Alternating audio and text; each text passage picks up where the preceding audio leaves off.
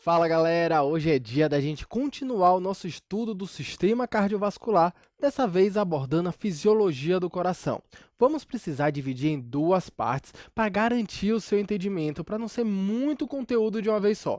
Então nessa primeira parte, a gente vai entender o papel do coração como bomba, que é uma coisa que é muito frequente nos livros de fisiologia, e logo depois a gente vai para a parte principal que eu quero que você redobre a atenção, que é o entendimento do ciclo cardíaco. Beleza?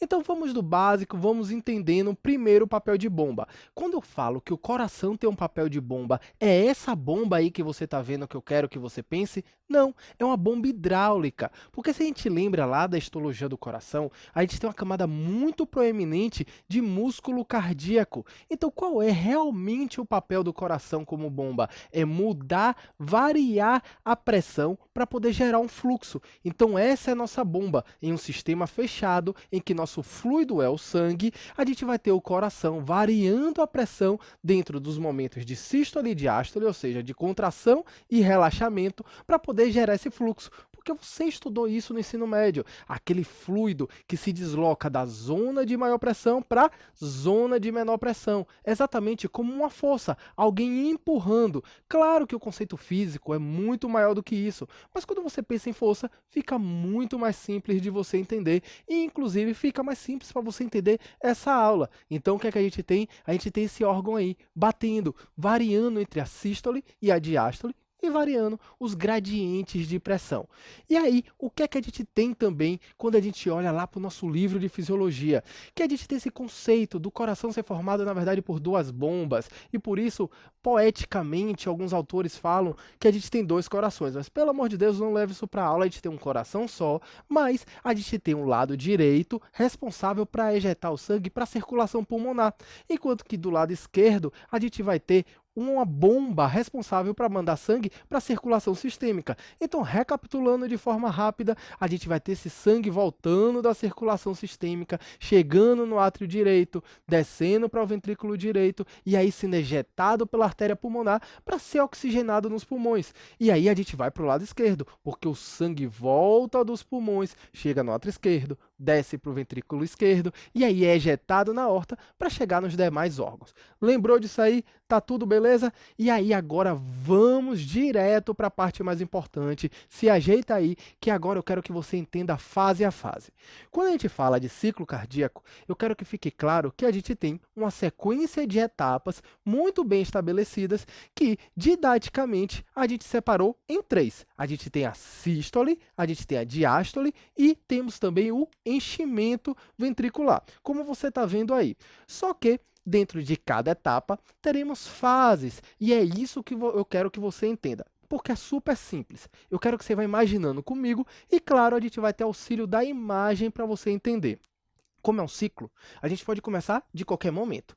Então, qual é o momento que eu quero que você visualize? Para poder começar entendendo a sístole, eu quero que você visualize o coração já cheio. Realmente, todo o sangue que tinha que vir da circulação sistêmica já chegou e aquele ventrículo está entupido de sangue.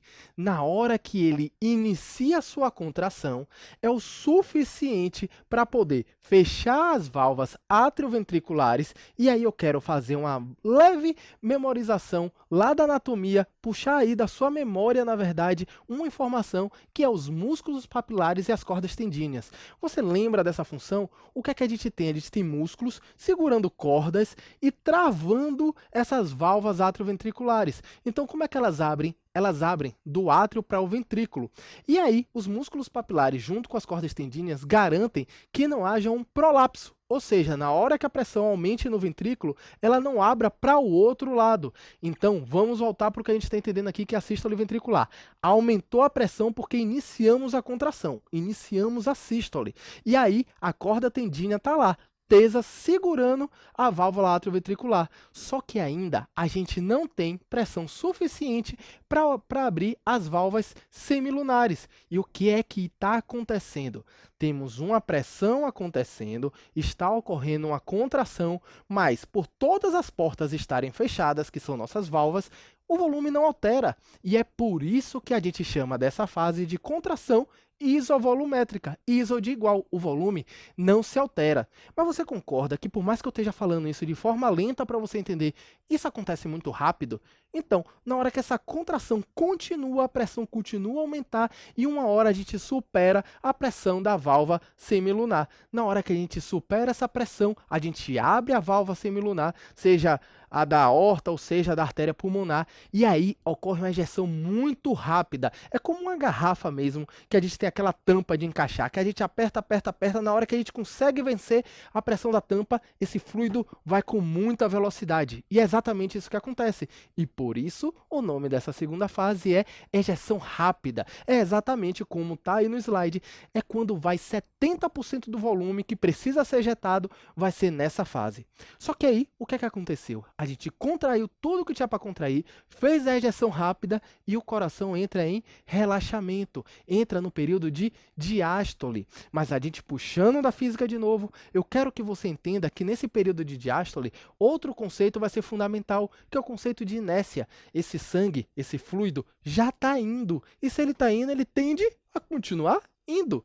Mas só que na fisiologia a gente precisa de um nome bonito. E é por isso que está aí no slide, efeito Windy-Kessel, que é literalmente essa inércia do fluido, essa inércia do sangue que vai continuar saindo pelo ventrículo. E por isso, mais 30%, que é o restante, vai acabar saindo pelos vasos de ejeção. Mas assim, antes de mais nada, eu quero que você entenda que não é todo o sangue que estava no ventrículo que vai conseguir ser ejetado. A gente ainda vai abordar um pouquinho sobre os volumes aqui. Eu quero que você entenda que dos 100% que vão ser ejetados, 70% saem na ejeção rápida e 30% na ejeção lenta. Beleza? E aí o que é que acontece? Ejetou esse sangue.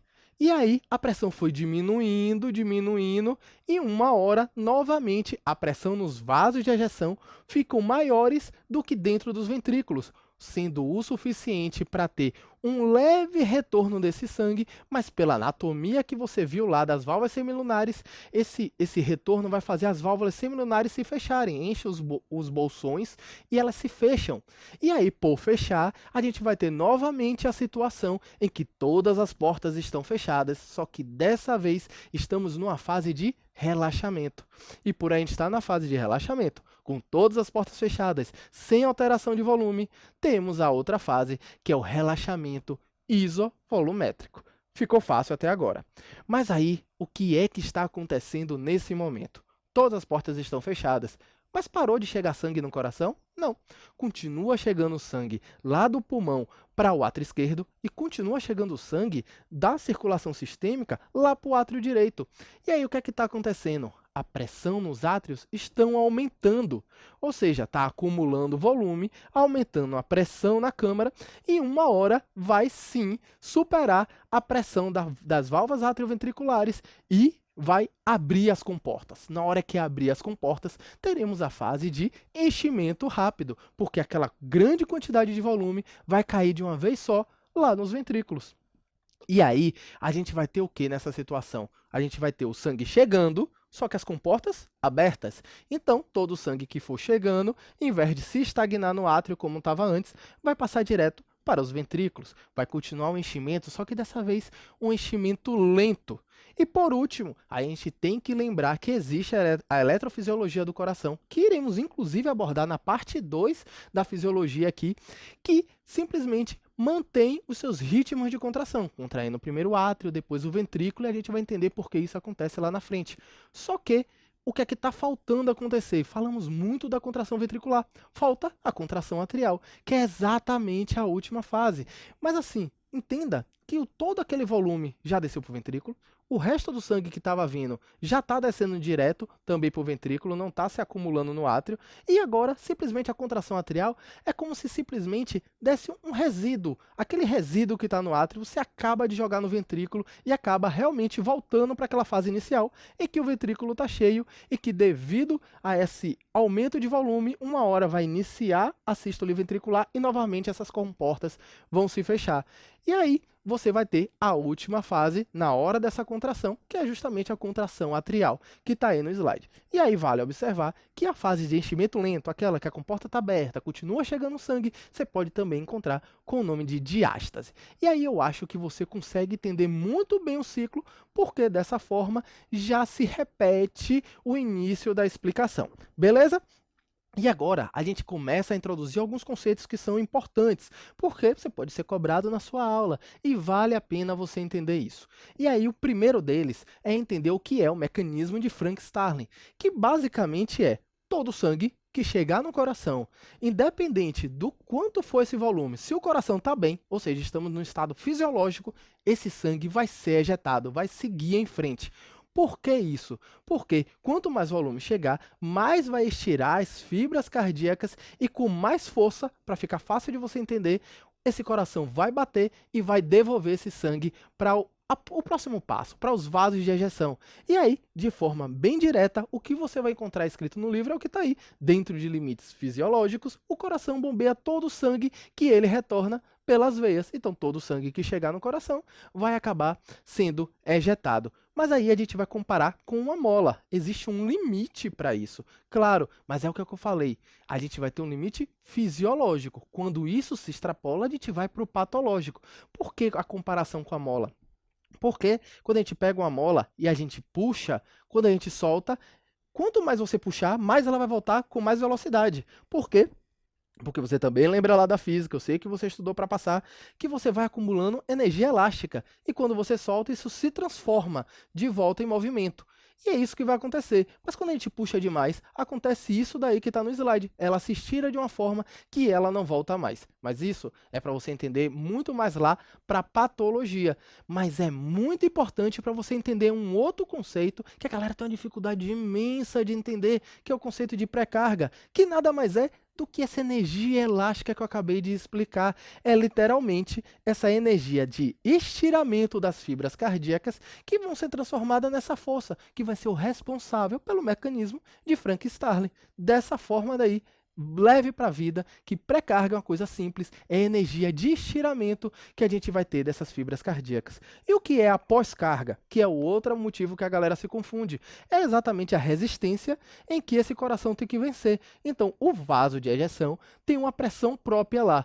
E quanto mais a gente tiver comorbidades, tiver doença no paciente, tiver algum estado patológico, a gente vai ter uma possibilidade de aumentar essa resistência. Então, o coração vai ter que fazer um maior esforço para poder vencer a pós-carga. Então, por isso, você vai ver diversas vezes em discussão dizer assim, é porque aumentou a pós-carga. O que é que aumentou? Aumentou a resistência que tem que ser vencida lá no vaso de ejeção para conseguir ejetar o sangue. Simples assim.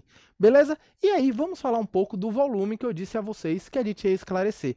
E vocês vão ver que se você se apegar ao nome, fica muito fácil. Primeiro volume, volume diastólico final. Lembra como foi que a gente terminou o ciclo cardíaco? No final da diástole. E como é que estava? Estava o ventrículo todo cheio. Então, é o volume máximo. É o máximo volume comportado ali pelo ventrículo. Por quê? Porque logo depois a gente vai ter a ejeção. E na hora que a gente tiver a ejeção, parte desse sangue vai ser ejetado. Eu já adiantei para você que não vai ser todo. Então, parte do sangue vai ser ejetado e teremos um resíduo, que é exatamente o volume sistólico final, que é exatamente esse daqui, ó, que você vê aqui bem no finalzinho. Boa parte já foi ejetado, já foi aqui, ó, no finalzinho, sendo ejetado. E aí, isso é bem didático, claro que ainda tem sangue nos vasos aí, não vai todo de uma vez, é só uma imagem didática, mas é importante você entender e levar para a cabeça de você, para a sua cabeça, que isso aqui, ó, é resíduo, vai continuar uma parte, que a gente vai chamar de volume sistólico final. Então, vamos lá, gente. Volume diastólico final. No final da diástole, o que é que a gente tem? Ventrículo cheio. Então, é um volume total. Então, uma parte vai ser ejetado. Volume de ejeção. É o volume que foi ejetado. E o que ficou? Ficou depois do quê? Depois de contrair. O que ficou foi depois de contrair. Então, volume sistólico, que foi depois de contrair, final. Ou seja, final da diástole e final da sístole, aqui embaixo, desculpe, e final da diástole, K. Ficou simples de você entender. Mas aí agora eu só quero aprofundar um pouquinho mais, mas continua simples, com o conceito de fração de ejeção, que é literalmente o que foi ejetado pelo todo. Ou seja, de todo o volume que a gente tinha lá no ventrículo, quanto foi ejetado? Aí você fala, meu Deus do céu, para que isso? Eu vou levar isso para a vida? Vai. Se você pegar um ecocardiograma que tiver em sua casa, da sua mãe, da sua tia, da sua avó, qualquer coisa que você achar, até seu aí, se você já tiver feito, você vai ver que tem lá fração de ejeção. E é importantíssimo esse parâmetro para a gente avaliar o quanto o coração está conseguindo ser eficiente. Porque com esse cálculo simples, a gente vai saber se, por exemplo, se tem uma estenose, ou seja, se tem um estreitamento de válvula e não está conseguindo vencer aquela resistência, muito sangue está ficando. Então, a fração de ejeção vai estar muito reduzida. E isso, inclusive, é sinal prognóstico. Ou seja, será que o paciente está muito mal ou ele ainda está razoável? A gente mede muito isso na hora que a gente está lá na cardiologia pela fração de ejeção. Então, não estou enchendo sua cabeça com besteira. Isso é importante para você levar para a vida.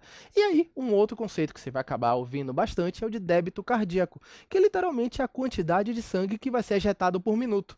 E aí, como é que você obtém isso? Simples. O que é que a gente tem em um minuto que a gente calcula? Frequência cardíaca. Quantas vezes o coração bateu? Então, se você tem quantas vezes o coração bateu naquele minuto e a gente tem o volume de ejeção, se a gente multiplica um pelo outro, você vai saber quanto de sangue foi ejetado naquele minuto. E é exatamente esse cálculo que você está vendo aí no slide. Beleza, galera? Então eu espero que vocês tenham gostado da aula, eu espero que vocês tenham entendido esses conceitos muito básicos. Revise com calma, principalmente o ciclo cardíaco. Se foi a primeira vez que você viu, pode ser que realmente você ainda não tenha fixado completamente, mas eu garanto que se você perceber o que está acontecendo em cada momento, você vai lembrar o nome de cada fase. Beleza? Então, mais uma vez, tá aí as referências, pode aprofundar por elas, tanto o Guyton quanto o Bernie, também vale a pena se você tiver acesso ao tratado de cardiologia, porque essa parte de ciclo ele acaba detalhando um pouco mais, então vale a pena você ler se você tiver acesso.